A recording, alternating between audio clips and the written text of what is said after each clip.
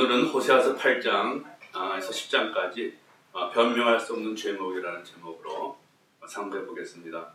10일 새벽기도 5일째 상고한 말씀이 죄의 실상과 성격이었는데, 죄에 대한 정의를 하나님에 대한 악행과 하나님께로부터 떠남이라고 했죠. 하나님을 떠나게 되면 죽음을 맞이하게 되고 결국은 부패하게 된다는 것인데, 이러한 경고가 호세아 선지자에 의해서 이스라엘 향해서 반복적으로 전달됩니다. 지난주에 공부한 내용은 하나님께서 이스라엘의 우상 숭배에 관한 그 실상을 낱낱이 드러내 보이셨죠. 다시 오늘 본문 안에서 판사가 그 죄목을 선고하듯이 그들의 잘못을 조목조목 말씀하시며 하나님께 돌아와 잘못을 회개하지 않을 때 장차 겪게 될 그런 재앙들을 호세아를 통해서 경고하고 있습니다. 그들은 원래 메마른 땅에서 광야에서 처음 만난 포도송이 같았고, 무화과 나무에서 첫열매같이 하나님으로부터 귀하고 선택받은 그런 사람들이었죠. 하지만 주를 떠나고 또 우상 섬기는 이 두 가지 죄 때문에 그들은 하나님으로부터 벌을 받게 되었고, 또 이웃 나라들로부터 수치를 당하게 될 것입니다. 아름다웠던 암소의 목에 멍에를 쓰고 수레를 끌며 밭을 갈아내는 볼품없는 그 명이 될 것이고, 또 그들이 믿고 따라가던 이스라엘 왕들은 다른 나라 왕들에게 포로로 잡혀가고 결국은 죽게 되는 그 운명을 맞게 됩니다. 이러한 위기에서 건지시고자 안타까움으로 하나님께서는 돌아오기를 축복하고 계시는 이 메시지가 호세아 선지자를 통해서 간절한 호소로서 이렇게 전달이 됩니다. 호세아 8장에서 10장까지 있는 성경의 진리를 살펴보면, 우리가 하나님의 말씀을 떠나서 살면 그에 대한 대가를 우리 자신들이 치르게 된다는 것입니다. 우리가 또 삶의 정의할 부분은, 우리가 하나님에게 불순종한 결과로 인해서 어려움을 느낄 때 자기 자신의 잘못을 인정하고 속히 돌이키도록 돕는 것이 우리 삶의 정의할 뿐이겠습니다. 그래서 8장에서 10장까지의 말씀을 세 가지로 나누어서 율법을 저버림, 그다음에 참 하나님을 저버림, 경고를 저버림, 그 세 가지로서 변명할 수 없는 제목을 살펴보기로 하겠습니다. 처음 율법을 저버림에 대해서는 8장 1절에서 3절까지 말씀인데, 세 절이니까 그냥 전체를 다 같이 공독하시면 되겠습니다. 본문 개요를 보면은, 하나님은 이스라엘이 하나님과의 언약을 깨고 멀리 떠나왔기 때문에 이제 이웃 나라들이 독수리처럼 날아와서, 특별히 그 아수르죠, 하나님의 집 이스라엘은 정복을 당하게 될 위기에 처해 있었다.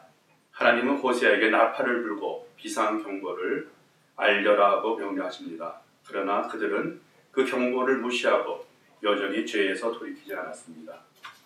그래서 율법을 저버림을 알면서도 거부함, 또 복의 언약을 깨뜨림 두 가지로서 한번 살펴보겠습니다. 2절 말씀을 보면은, 우리 이스라엘이 주님을 압니다 하고 나에게 호소하면서도 라는 말씀이 나오죠. 주님을 머리로는 알지만 그분께 순종하고 보호하심과 다스림 가운데 살기를 거부한 이스라엘. 위기가 다가오는 그 순간까지도 그들은 우상 숭배에 취해서 바른 판단을 하지 않았습니다. 그리고 그들은 크게 잘못을 선택했습니다. 그 복의 언약을 깨뜨린 그 부분을 보면은 야고보서 1장 25절 말씀에, 그러나 완전한 율법, 곧 자유를 주는 율법을 잘 살피고 끊임없이 그대로 사는 사람은 율법을 듣고서 잊어버리는 사람이 아니라 그것을 실행하는 사람인 것입니다. 이런 사람은 그가 행한 일에 복을 받을 것입니다. 말씀하시면서 율법이 우리에게 자유를 주는 것이라고 말씀하시죠. 그렇지만 우리는 율법이 우리를 구속하는 것으로서 이렇게 오해하고 있습니다. 특별히 3절에 보면은 복된 생활을 뿌리치니 하고 말씀하시는데, 하나님으로부터 율법을 받았지만 그 말씀을 실행할 마음이 없었던 것이죠. 이것은 분명 그들을 복으로 인도할 것이지만 그들은 그것이 그들의 자유를 구속하는 간섭으로만 생각했기 때문에 방종한 삶을 즐기기 원했습니다. 8장 4절에서 14절까지 말씀을 보면은 참 하나님을 저버림이라는 제목으로 보겠는데, 그 본문 개요를 보면 봉독 구절은 8장 4절에서 10절까지만 하시면 되겠습니다. 본문 개요는, 하나님은 이스라엘을 위해 다윗 가문을 세우시고 대대로 그 손으로 왕들을 세워서 나라를 다스리시며 하나님의 백성들이 복을 받게 하시길 원했다. 그러나 이스라엘 백성은 자신들을 위하여 임으로 왕을 세웠다. 유다와 베냐민 지파를 제외한 10지파는 가장 리더십을 발휘하던 에브라임 지파를 중심으로 다윗 가문에 대한 반역에 앞장선 것이다. 북왕국을 세운 여로보암 왕도 이 에브라임 지파였다. 그래서 그 북이스라엘 건국에 대한 것과 또 에브라임이 금송아지 숭배를 통해서 멸망을 작정을 했는데 그것을 잠깐 살펴보겠습니다. 왜 북이스라엘이 건국됐는지 또 여로보암이 왜 금송아지를 만들었는지 보겠습니다. 그 여로보암은 에브라임 지파로서 스레다 사람 느바세 아들 그 모친은 과부 수아라고 열왕기상 11장 26절에 나옵니다. 솔로몬이 그 건축 사업을 할 때에 그때 그 여로보암은 그 역사의 감독으로서 일하고 있었는데 굉장히 신을 받았던 것 같아요. 선지자 아히야의 예언에 따라서 아히야가 예언하죠. 여로보암에게 네가 장차 이스라엘 10지파의 왕이 되리라 이렇게 말씀합니다. 그래서 솔로몬은 이것을 알고 여로보암을 죽이려고 했고 여로보암은 애굽으로 도망하여서 시삭 왕에게 위탁을 합니다. 솔로몬이 죽은 후에 또 다시 돌아오는데 그때가 바로 솔로몬의 아들 르호보암이 굉장히 어리석게 치리하고 있었어요. 그래서 군기를 타가지고 북방의 10지파가 지지를 받아서 북방 10지파의 지지를 받아서 왕이 오게 됩니다. 백성들이 여호와를 섬기기 위하여 예루살렘 성전으로 가는 것은 여로보암이 위기를 생각했어요. 장차 자기를 배반할 염려가 있다라고 생각했습니다. 그래서 금송아지 2개를 하나는 북방 단에 두고 지도에 나오죠. 표시했는데 하나는 남방 베델에 두고 그것을 섬기게 하여서 예루살렘 성전으로 올라가지 못하게 하여 국가의 분립 또 종교까지 분립하는 이런 일을 시행합니다. 이것이 바로 하나님을 배반하는 죄가 되었고 또 하나는 백성들을 죄에 빠뜨리는 행동이 됩니다. 여호와는 그의 죄악에 보함으로써 그 집을 쳐서 그 아들 아비야를 죽이셨고 또 여로보암은 제위 22년에 죽고 그의 아들 아잡이 계위하였지만 결국 2년 만에 죽는 그 왕조는 아히야의 선지자 예언대로 망하게 됩니다. 그래서 참 하나님을 버림에 대해서 우리 2가지를 보겠는데 전능자가 아닌 왕을 의지하였다는 것과 또 창조주가 아닌 만든 신을 의지하였다는 것을 보겠습니다. 그들은 하나님을 의지하기보다는 자신들이 세운 왕들을 따라 그 우상 숭배에 빠졌습니다. 하나님께 보호받고 도움을 청하기보다는 이웃 나라의 왕들에게 달려갔습니다. 이것은 마치 옹을 팔려고 달려가는 창녀와 같다고 비유하고 계십니다. 그리고 그들이 의지했던 이집트와 아수르 왕들은 오히려 그들을 쳐들어가서 억압하고 정복을 합니다. 이스라엘은 아무런 가치가 없는 깨진 그릇처럼 되고 또 천대를 받고 아무도 그 주변 국가에서 그들을 진심으로 원하지 않을 것이라는 것을 경고하십니다. 또 다른 하나 참 하나님을 버린 것은 다른 신을 만들었다는 것입니다. 금과 은을 녹여서 신상을 만들고 그것에 절을 하지만 그것은 한낱 대장장이가 손으로 만든 물건을 본다 이렇게 말씀하시죠. 이 이스라엘의 만족을 주지 못하고 오히려 하나님을 분노케 하면서 그 마땅한 대가를 또 치르게 됩니다. 이것은 마치 씨를 심어도 아무것도 거두지 못하는 결과처럼 바람을 심어서 광풍을 거둔다는 이런 풍부함과 황량함을 초래하는 그 결과가 됩니다. 또 3번째 우리가 살필 부분은 하나님의 경고를 저버리는 그런 말씀인데 9장 1절에서 10장 15절까지 그 본문이 깁니다. 그래서 봉독 구절은 9장 7절에서 17절까지 10장 9절에서 12절까지만 읽으시면 되겠습니다.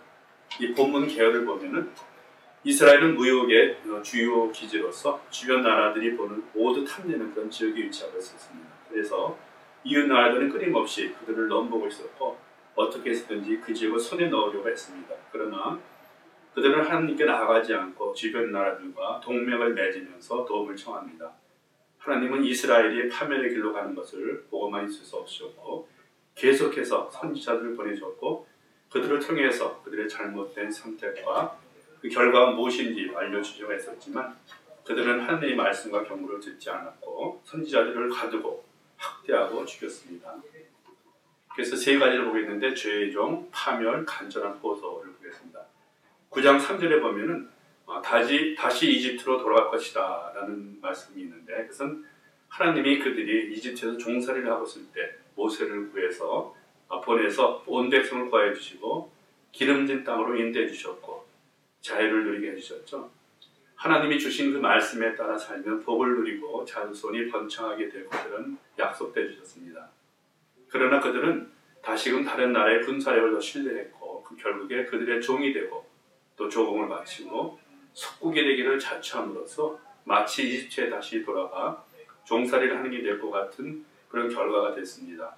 이집트는 이스라엘에게는 구속, 종살이의 상징인 것입니다. 또 같은 말씀이 10장 11절에 있는데, 그러나 이제 나는 그 아름다운 목에 멍에를 씌워 에브라임은 수레를 끌게 하고 유다는 밭을 갈게 하고 야곱은 썰매질을 하게 하겠다 말씀하시죠. 율법과 선지자들과 제사장들에게 잘 훈련된 이스라엘이 하나님을 배반함으로써 멍에를 내게 될 것을 말씀하십니다. 이 멍에 맨다는 것은 포로로 된다는 것이죠. 또 유다는 밭을 갈고 야곱은 썰매질을 한다. 이 말씀도 유다와 이스라엘이 각각 종살이를 하게 된다는 것을 말씀하십니다. 하나님으로부터 선택받은 민족, 또 하나님의 자녀들이 이웃의 강대국을 섬기고 스스로 종살이를 자처한 그 결과는 무엇인가를 보면은 10장 9절에 이스라엘아 너는 기브아에 살던 때부터 죄를 짓기 시작해서 이제까지 죄를 짓고 있다. 거기에서부터 나에게 반항하였으니 어찌 전쟁이 기브아에서 죄 짓는 자에게 미치지 않겠는가 말씀하시죠. 호세아는 과거에 일어났던 기브아 사건을 상기시킵니다. 그 사사기 19장 20장에 나오는 얘기인데, 하나님을 멀리하고 도덕적으로 타락한 베냐민 지파의 동성애자들이 한 네 지파의 첩을 죽게 만듦으로써 인해서 11지파가 전쟁을 일으켜 베냐민 지파가 거의 멸종을 할 뻔했던 사건이죠. 그때 못지않게 더럽고 타락한 삶을 사는 그 이스라엘 백성은 벌을 받게 될 것이고 또 번영을 보장받았던 그 약속의 자손들은 황폐해지고 멸망을 당할 것이라는 것을 말씀하십니다. 또 10장 12절에 보면은 그 호세아 선지자의 간절한 호소가 나옵니다. 정의를 뿌리고 사랑의 열매를 거두어라. 지금은 너희가 주를 찾을 때이다. 묵은 땅을 갈아엎어라.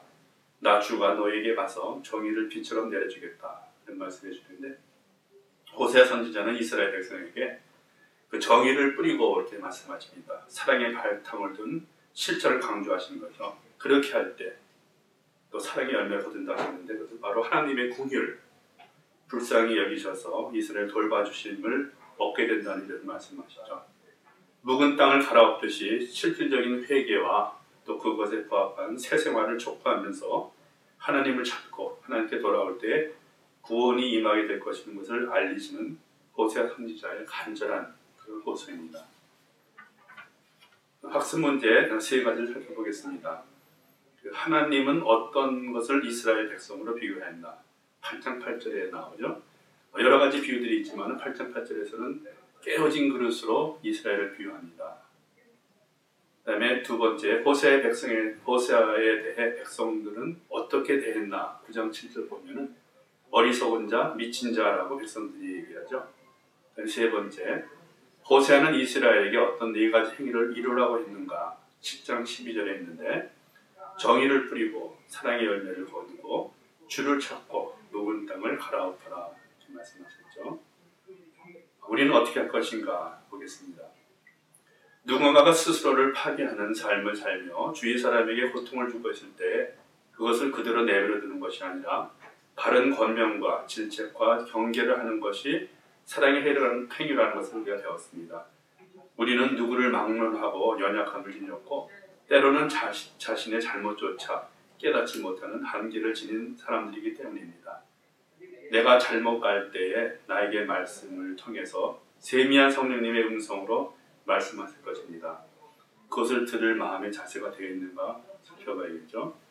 우리는 바른 권면을 해줄 믿음의 공동체와 식구들이 가까이 있음을 감사하고 있는가, 또 언제든지 그 지적을 겸손하고 감성으로 받아들일 자세가 있는가를 살펴봐야겠습니다. 내 고집과 교만, 완고한 불순종의 마음이 잘못해서 돌이키지 않음으로 인해서 주님의 마음을 아프게 하고 결국은 나 자신을 고통과 파멸로 몰아가고 있는 것은 아닌지 늘 들이켜보는 자세가 되어야 할 것입니다. 네, 은혜로운 성경 공부하시기 바랍니다.